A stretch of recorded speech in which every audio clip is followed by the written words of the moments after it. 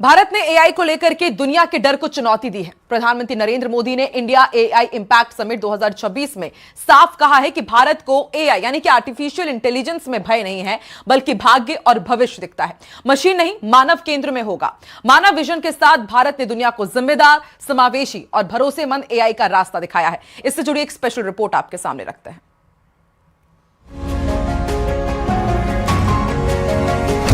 दुनिया के नाम, पीएम मोदी का एआई वाला पैगाम। भारत मंडपम में पीएम ने दिया मानव विजन मंत्र। सर्वजन हिताय सर्वजन सुखाय का एआई बेंचमार्क। दुनिया जब एआई की चुनौतियों, आशंकाओं और नैतिक सवालों पर मंथन कर रही है, तब भारत के प्रधानमंत्री नरेंद्र मोदी का संदेश वैश्विक विमर्श के केंद्र में आ गया। उन्होंने स्पष्ट किया कि तकनीक का भविष्य भय से नहीं, विश्वास से गढ़ा जाएगा। भारत एआई को मानव गरिमा, नैतिक जिम्मेदारी और वैश्विक सहयोग के साथ जोड़कर देखता है। एक ऐसी दिशा जो विकास को समावेशी और टिकाऊ बनाए। दुनिया में दो तरह के लोग हैं। एक, जिन्हें एआई में भय दिखता है, वो हमेशा वैसी बात करते हैं। ऐसे लोग जिन्हें एआई में भय दिखता है, और दूसरे वो जिन्हें एआई में भाग्य दिखता है। और साथियों, मैं जिम्मेवारी के साथ कहता हूं, गर्व के साथ कहता हूं, हमें भय नहीं, भारत को एआई में भाग्य दिखता है। भारत के लिए एआई इंपैक्ट समिट की मेजबानी केवल आयोजन नहीं, एक वैश्विक घोषणा थी। भारत मंडपम में आयोजित इस मंच पर फ्रांस के राष्ट्रपति इमैनुअल मैक्रों समेत कई वैश्विक नेताओं और टेक दिग्गजों ने हिस्सा लिया। दर्जनों देशों के प्रतिनिधियों की मौजूदगी में भारत ने एआई के नैतिक, समावेशी और मानव केंद्रित मॉडल को विश्व के सामने मजबूती से स्थापित किया। पीएम मोदी के मानव विजन को इसी की बानगी माना जा सकता है। New Delhi AI impact summit में मैं एआई के लिए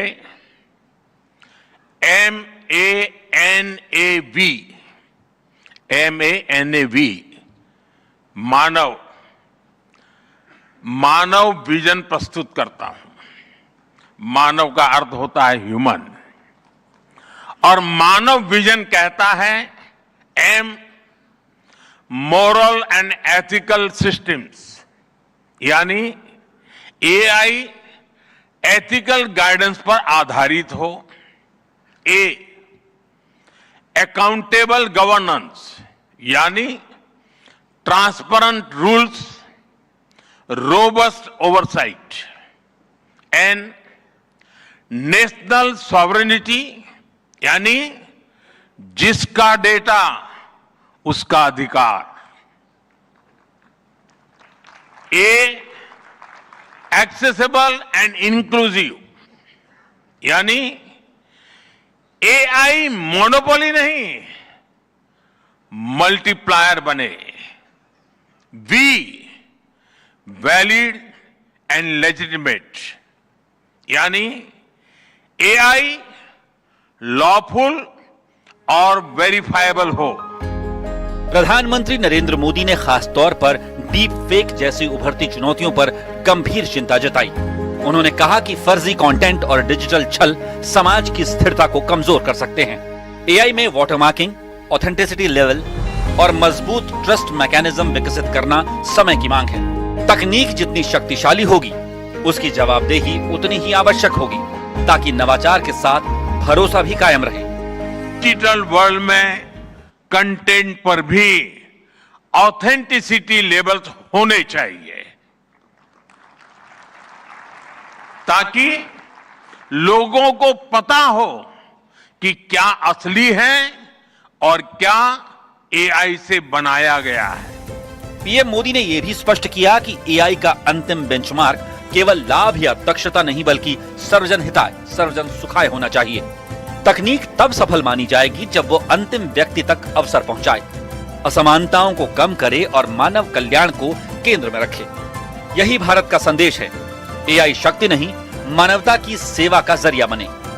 साथियों, भारत एआई को किस दृष्टि से देखता है, उसका स्पष्ट प्रतिबिंब इस समिट की थीम में है। सर्वजन हिताय, सर्वजन सुखाय, welfare for all, happiness of all, यही हमारा बेंचमार्क है।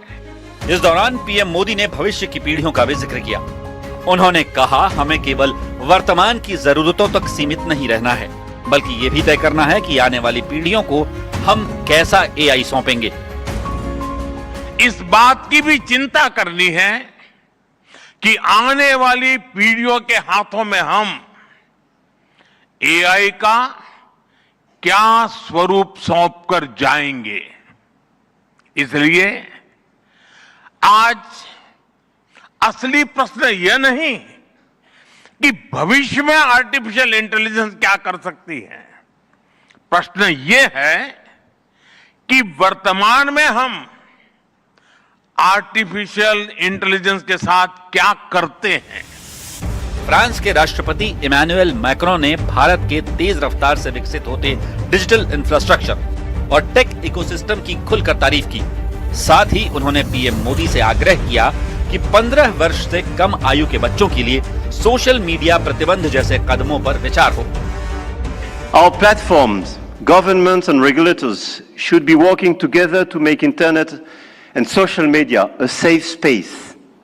This is why in France we are embarking on a process to ban social networks for children under 15 years old.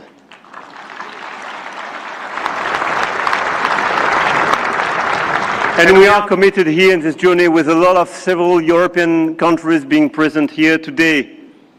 Greece, Spain. I know, Mr. Prime Minister, you will join this club. And this is a great news that India will join such an approach in order to protect children and teenagers.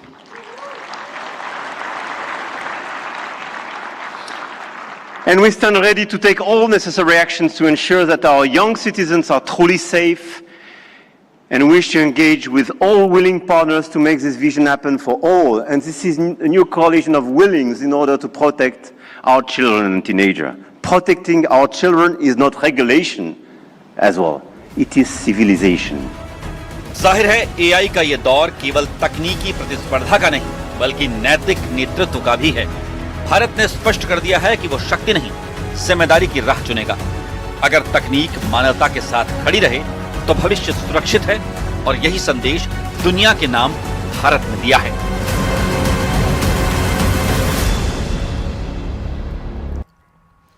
आगे बढ़ते हैं। जमवारागढ़ से बड़ी खबर मिल रही है। शमशान भूमि में दाह संस्कार के मामले से जुड़ा अपडेट आपको दे दें। सूचना पर पुलिस मौके पर पहुंची हुई है और अभी पुलिस की मौजूदगी में दाह संस्कार हो रहा है। शमशान भूमि की सीमा को लेकर विवाद चल रहा था।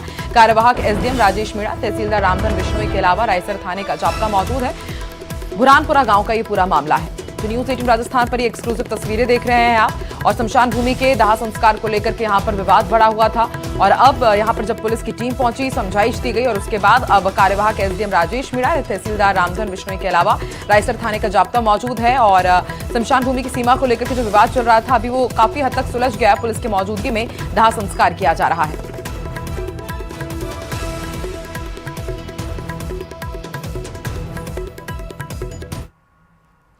और पटना हाईकोर्ट ने 42 विधायकों को नोटिस जारी किया है। बिहार विधानसभा अध्यक्ष को भी हाईकोर्ट नोटिस जारी